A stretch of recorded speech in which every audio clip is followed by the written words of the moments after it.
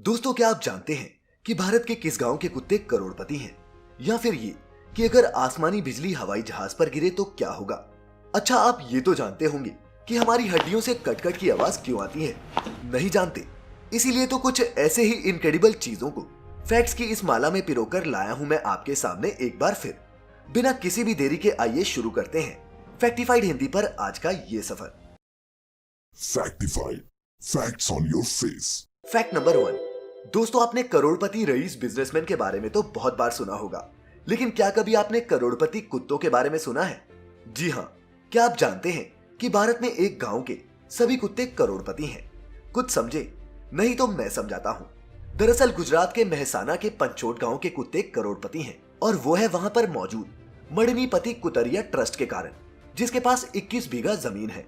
दरअसल इस गांव में पुराने टाइम से ही कुत्तों के नाम जमीन दान करने की प्रथा रही है। यहाँ के लोग कुत्तों के रखरखाव के लिए जमीन दान करते हैं, और इसी वजह से इस ट्रस्ट के पास इतनी जमीन इकट्ठी हुई है। पहले इस जमीन की कीमत लाखों में भी नहीं थी, लेकिन इस जमीन पर बाईपास बनने के बाद जमीन की कीमत 3.5 करोड़ रुपए प्रति बीघा हो गई। इस हिसाब से इस जमीन की कुल कीमत 73 करोड़ रुपए है। वहीं इस ट्रस्ट के पास कुल 70 कुत्ते हैं जो आवारा हैं, और इस हिसाब से हर कुत्ते के नाम 1 करोड़ से ज्यादा की संपत्ति है। कितने खुशकिस्मत हैं ये कुत्ते, है ना? खैर, अब बढ़ते हैं हमारी लिस्ट में दूसरे फैक्ट की तरफ। Fact number 2। दोस्तों, क्या कभी आपने सोचा है कि आसमानी बिजली हवा में उड़ रहे एरोप्लेन पर क्यों नहीं गिरती? लेकिन दोस्तों, आपकी जानकारी के लिए बता दूं कि बिजली प्लेन पर गिरती भी है, और ऐसा इतिहास में हो भी चुका है। ऐसी घटना का एक उदाहरण पैन एम फ्लाइट 214 को माना जा सकता है, जो एक खौफनाक मंजर था।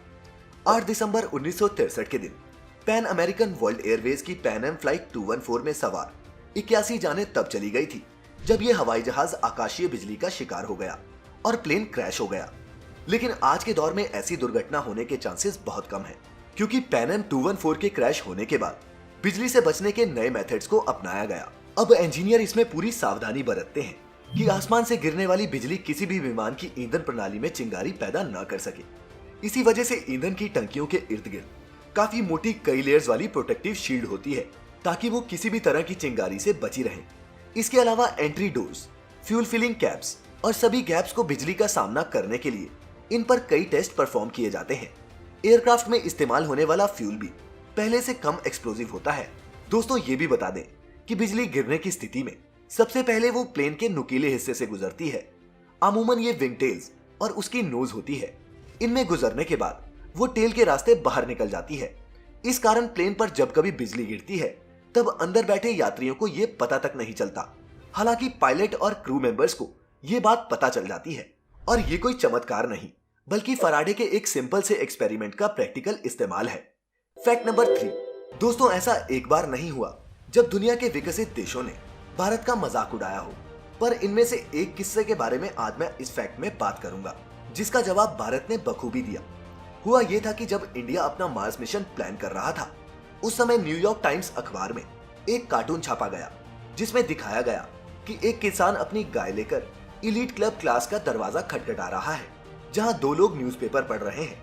इसके बाद में इंडिया ने अपने पहले ही प्रयास में मंगलयान सफलतापूर्वक भेजकर गोरों को उन्हीं के अंदाज में इसका करारा जवाब दिया, और फिर ये कार्टून बहुत फेमस हुआ, जिसमें दिखाया गया कि इलीट क्लब के मेंबर्स रॉकेट्स लेकर दरवाजे के बाहर खड़े खटखटा रहे हैं, और किसान अपनी गाय लेकर इलीट क्लब में बैठा हुआ है।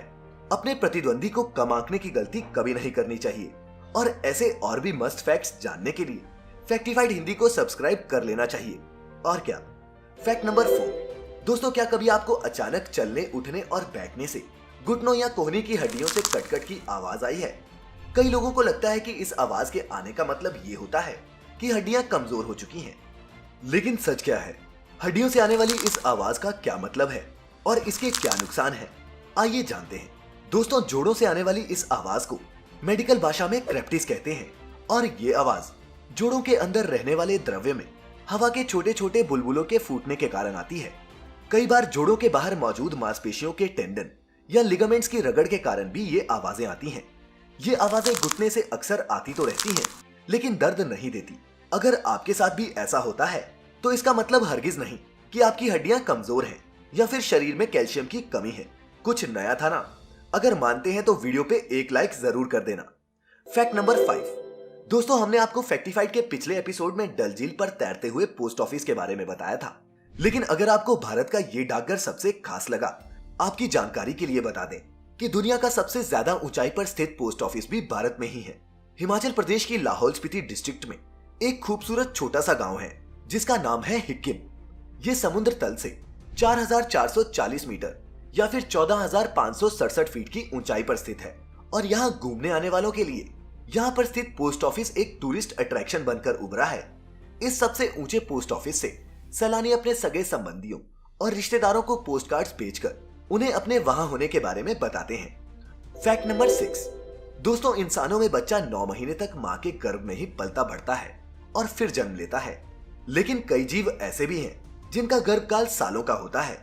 आज मैं आपको कुछ ऐसे जानवरों के बारे में बताऊंगा जिनका गर्भकाल सबसे लंबा होता है। सबसे पहला है ऊंट। रेगिस्तान का जहाज कहा जाने वाला ऊंट 13 से 15 महीने गर्भ में पलने के बाद पैदा होता है। ऊंटनी औसतन 410 दिन के गर्भ के बाद ही बच्चे को जन्म देती है और एक बार में ये एक से ज्यादा बच्चे को जन्म देती है। दूसरा है डॉल्फिन। दोस्तों, दुनिया के सबसे बुद्धिमान जीवों में शुमार डॉल्फिन का गर्भकाल 17 से 19 महीने का होता है। तीसरा है हाथी।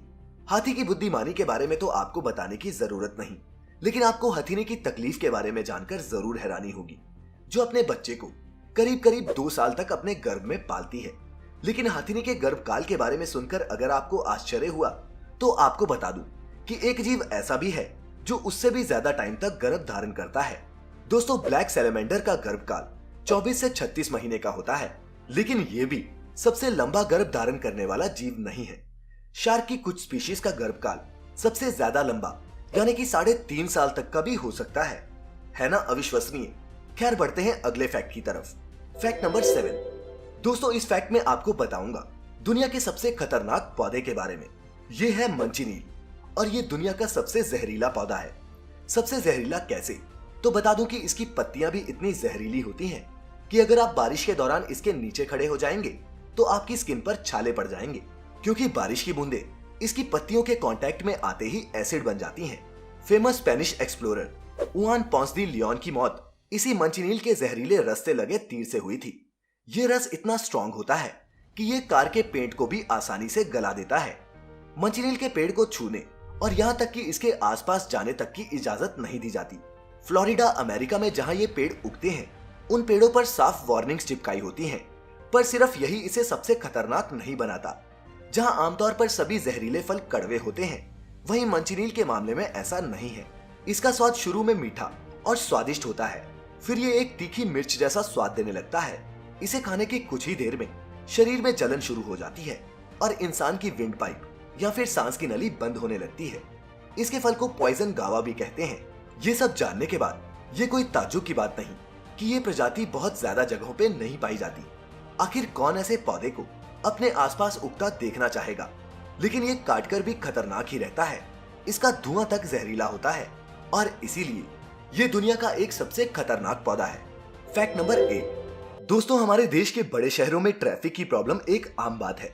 मुंबई जैसे शहर तो इसमें अव्वल है, लेकिन ट्रैफिक से जूझने के साथ साथ सड़क पर हमारा हॉर्न से प्यार भी देखने को मिलता है।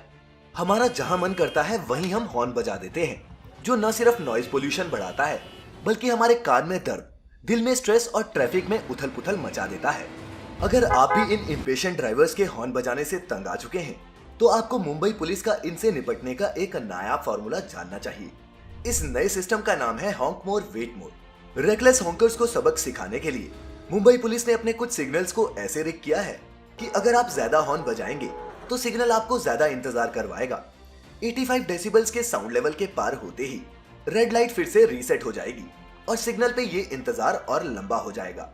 निश्चित ही सिग्नल पर हॉर्न बजाकर ये सोचने वालों को कि हॉर्न बजाने से सिग्नल जल्दी खुल जाएगा, इस नए रूल से सबक सीखने को मिलेगा। इस नए रूल के बारे में जानने के बाद एक ही बात जुबान से निकलती है, वाह रे मापो से। Fact number 9। दोस्तों, क्या आप जानते हैं कि कौन सा पक्षी सबसे ज्यादा हाइट तक उड़ता है? अगर नहीं जानते तो आपको बता दूं कि गिद्ध यानी कि वल्चर सबसे ज्यादा ऊंचाई तक उड़ने वाला पक्षी है। एक रुपेल्स वल्चर ने 1973 में आइवरी कोस्ट पर 37,000 फीट की ऊंचाई पर उड़ान भरकर आज तक की इसकी सबसे ऊंची उड़ान का रिकॉर्ड अपने नाम किया था। इसका पता तब चला जब ये एक हवाई जहाज से टकरा गया। दोस्तों, ये ऊंचाई एवरेस्ट की ऊंचाई से भी ज्यादा है और इतनी ऊंचाई पर ऑक्सीजन की कमी से ज्यादातर पक्षी सरवाइव नहीं कर सकते। खैर, अब पेश करते हैं आज की वीडियो का आखिरी ऑसम फैक्ट। Fact number 10। दोस्तों, आप जानते ही होंगे कि किसी भी बुलेट या फिर गोली को फायर करने के लिए उसमें मौजूद गन पाउडर या फिर प्रोपेलेंट में आग लगानी पड़ती है, जिसकी वजह से एक धमाके के साथ बुलेट बंदूक से तेजी से बाहर निकलती है। लेकिन क्या कभी आपने ये सोचा है कि स्पेस में गोली चलाने पर क्या होगा? दोस्तों, सबसे बेसिक चीज ये है कि आग लगाने के लिए जरूरी है ऑक्सीजन, पर स्पेस में तो ऑक्सीजन है ही नहीं। ऑक्सीजन ना होने के बावजूद भी आर्टिफिशियल ऑक्सीडाइजर्स की मदद से गन पाउडर में आग लगाई जा सकती है और बुलेट को वहां भी शूट किया जा सकता है। लेकिन धरती पर गोली चलाने और स्पेस में गोली चलाने में सबसे पहला फर्क ये होगा कि जब हम पृथ्वी पर गोली चलाते हैं तो एक आवाज के साथ गोली बंदूक से बाहर निकलती है, पर स्पेस में वैक्यूम की वजह से वहां गन को शूट करने पर कोई आवाज नहीं आएगी, क्योंकि साउंड वेव्स को ट्रेवल करने के लिए कोई ना कोई मीडियम चाहिए होता है और वैक्यूम में साउंड वेव्स ट्रेवल नहीं कर पाती। इसी वजह से स्पेस में गोली बंदूक से फायर अगर हो भी जाए तो भी कोई आवाज नहीं आएगी। दूसरा ये कि जब हम पृथ्वी पर गोली चलाते हैं तो ग्रेविटी और एयर फ्रिक्शन की वजह से उस पर कई एक्सटर्नल फोर्सेस लगती हैं, जिनकी वजह से कुछ टाइम बाद उसकी स्पीड कम हो जाती है और एक फिक्स डिस्टेंस ट्रेवल करने के बाद वो रुक जाती है। पर अगर बात करें स्पेस की तो वहां ना ग्रेविटी है और ना ही एयर, जिस वजह से बुलेट पर कोई भी एक्सटर्नल फोर्स नहीं लगती और ना ही वो रुक पाती है। इसका सीधा और सिंपल मतलब ये है कि बुलेट इनफाइनाइट टाइम के लिए ट्रेवल करती रहेगी और वो तब तक नहीं रुकेगी जब तक उसके रास्ते में कोई एस्ट्रॉइड या फिर कोई प्लेनेट नहीं आ जाता। और अब इस फैक्ट के साथ खत्म होता है फैक्टिफाइड हिंदी पर आज का ये सफर। अगर आपने इन फैक्ट से कुछ नया सीखा हो तो इस वीडियो को थम्स अप देना और दोस्तों के साथ शेयर करना ना भूलें। लेकर आएंगे आपके लिए ऐसे ही अमेजिंग और इनक्रेडिबल फैक्ट्स एक बार फिर। तब तक अपना ख्याल रखें, खुश रहें और ये वीडियो देखने के लिए आपका एक बार फिर बहुत बहुत शुक्रिया।